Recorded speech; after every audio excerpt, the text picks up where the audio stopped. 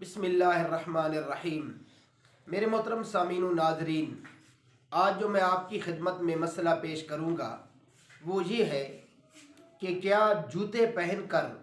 नमाज जनाजा पढ़ी जा सकती है। तो ये मसला आप ज़हन में रखें कि जूते पहनकर नमाज जनाजा उस वक़्त पढ़ना जायज़ है जब कि जूते पाक हों, अंदर से भी पाक हों और नीचे से भी पाक हों, और जिस ज़मीन पर वो बंदा जूते पहनकर नमाज जनाजा पढ़ रहा है वो ज़मीन भी पाक हो। लेकिन अगर एक बंदा जो है जूते पहनकर तो नमाज नहीं पढ़ता, जूतों के ऊपर पाँव रख कर के नमाज पढ़ता है, तो फिर इस सूरत में ये है कि जूतों का नीचे से पाक होना कोई ज़रूरी नहीं है और ना ही इस ज़मीन का पाक होना भी ज़रूरी है, जबकि उस बंदे ने जूते उतारे हुए हैं और जूतों के ऊपर पाँव रखे हुए हैं। तो फिर इस सूरत में जूतों का तलवा और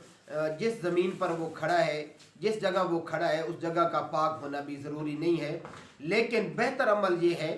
कि जब आप नमाज जनाजा पढ़ने लगें तो जूतों को उतार दें, ना जूते पहन कर के नमाज जनाजा पढ़ें और ना ही जूतों के ऊपर पाँव रख कर नमाज जनाजा पढ़ें, बल्कि जूतों को पिछली साइड पर संभाल के रख लें और जूतों के बग़ैर ही नमाज जनाजा पढ़ना अफजल है। अल्लाह ताला मुझे और आपको अमल करने की और आगे तक पहुँचाने की तौफीक अता फरमाए।